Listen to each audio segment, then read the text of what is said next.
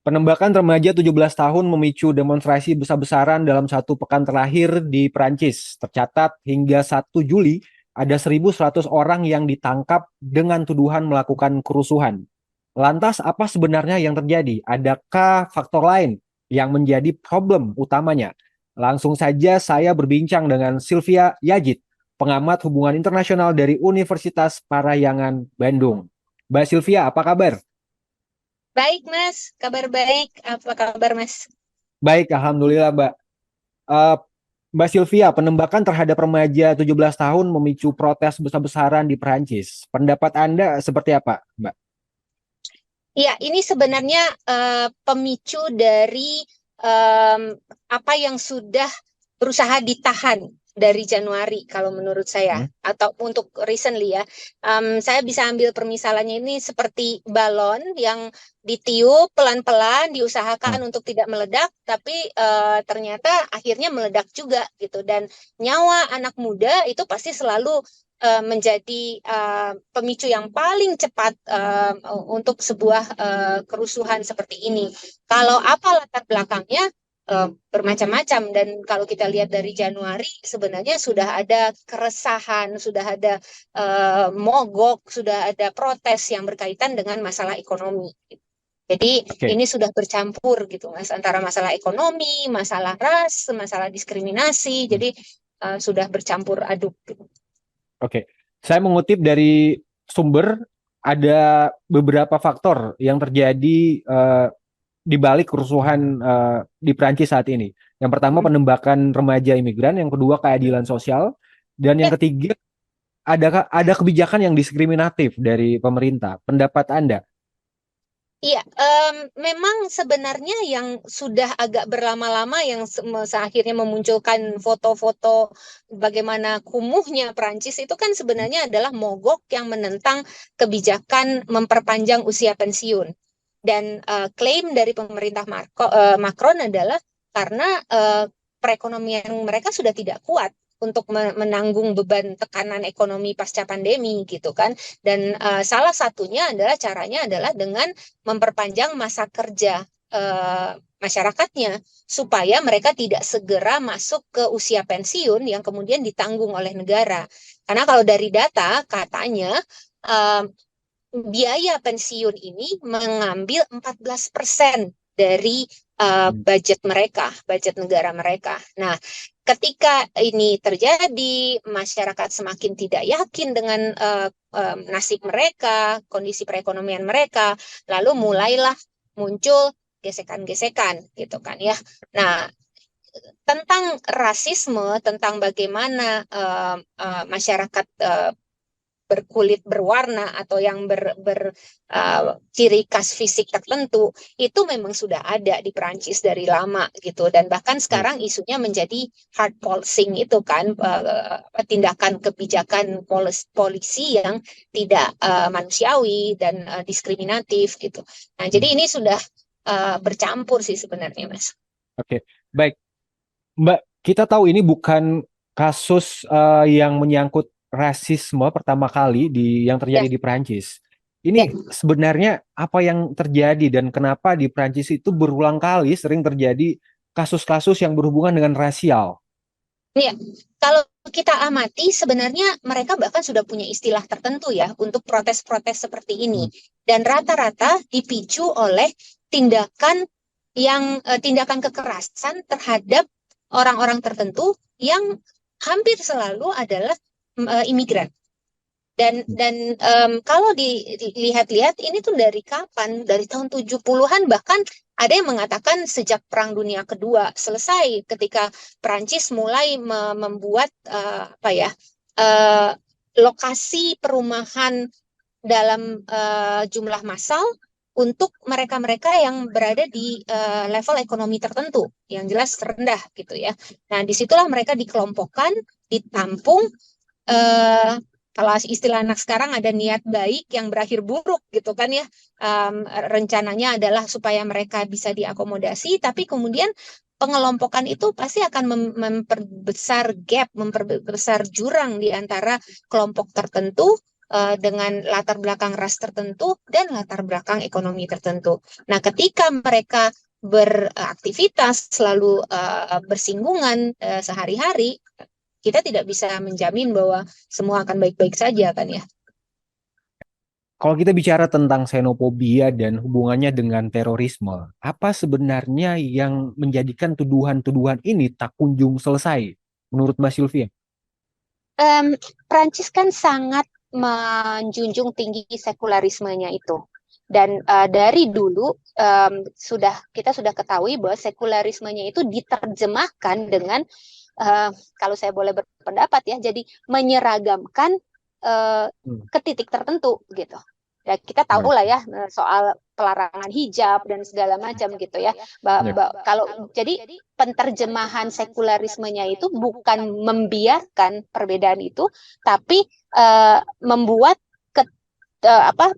adanya keseragaman tertentu jadinya gitu loh. Jadi malah praktek-praktek agama itu tidak dibebaskan, bahkan ada penentangan ke arah situ gitu. Nah, sekali lagi saya percaya bahwa xenofobia itu tidak berjalan sendiri, ada stereotyping di situ, ada persepsi di situ. Nah, mungkin tantangannya adalah di negara demokratis, persepsi itu sangat bebas untuk berkembang.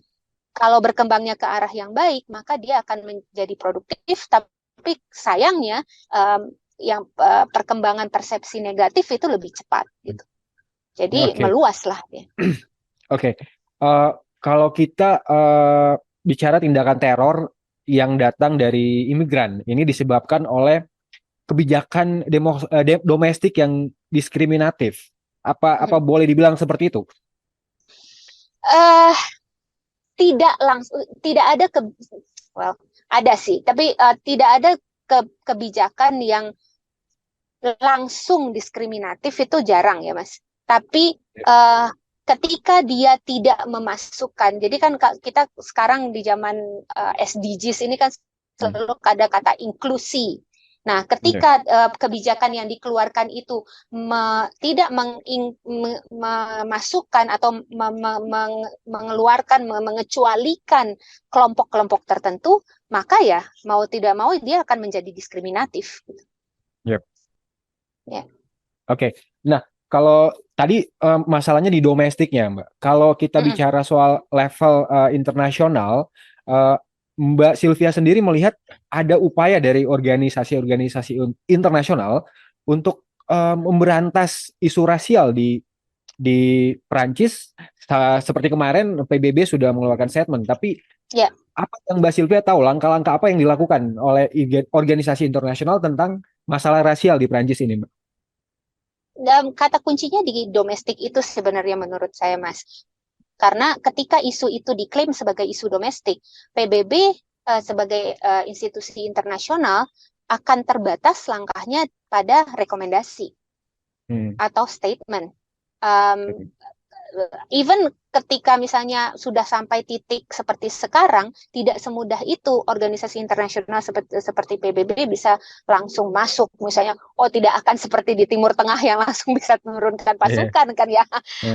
Karena mereka hanya bisa bikin statement dan lalu merekomendasikan sesuatu gitu. Bagaimana itu akan diselesaikan, bagaimana itu akan diadopsi, itu akan kembali lagi ke pemerintahan Perancis, dan ya sayangnya sekarang bolanya ada di jalanan.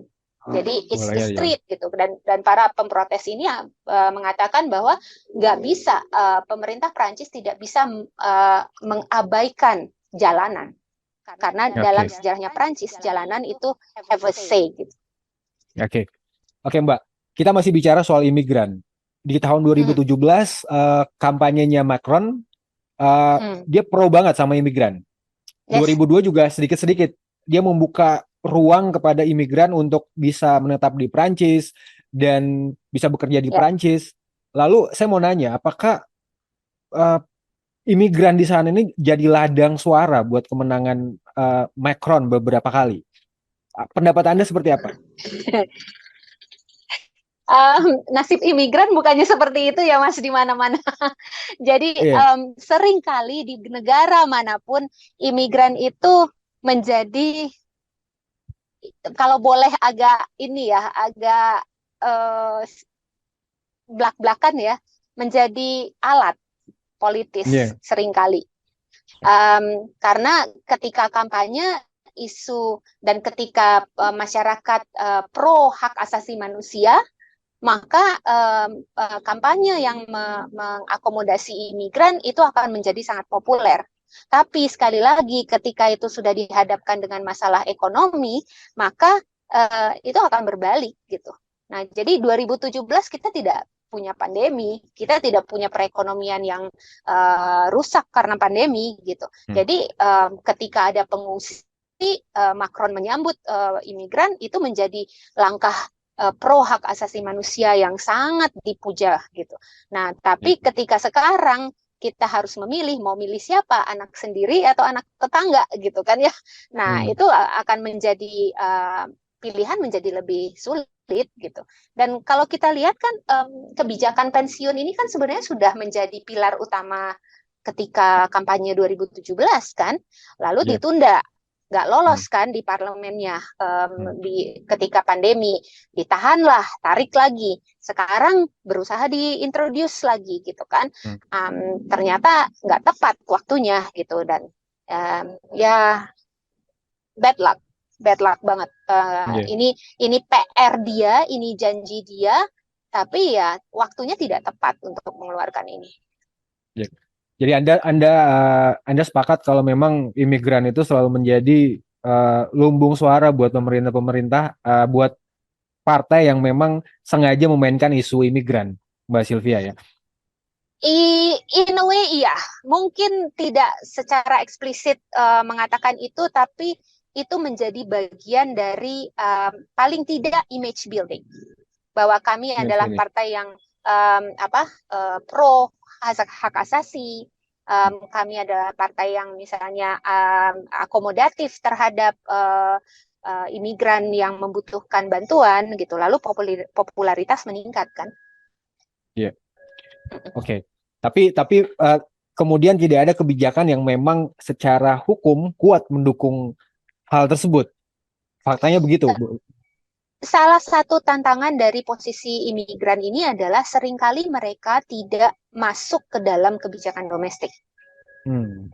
Kita Oke. harus kita harus lihat lagi kebijakan domestiknya Macron gitu ya, satu persatu gitu. Tapi secara umum ketika bicara ya contohnya pandemi saja, hampir di semua negara itu mereka yang berstatus masih abu-abu itu seringkali tersingkirkan kan dari bantuan, dari vaksin, dari segala macam gitu. Nah itu mereka akan seringkali berada di luar cakupan kebijakan domestik, terutama yang urusan kesejahteraan ya. Oke. Oke. Baik, Mbak Sylvia, terima kasih sudah bergabung bersama kami di Liputan 6 SCTV. Sampai jumpa lagi di diskusi-diskusi selanjutnya, ya Mbak. Terima kasih Assalamualaikum Mas. warahmatullahi wabarakatuh. Waalaikumsalam warahmatullahi Assalamualaikum. wabarakatuh.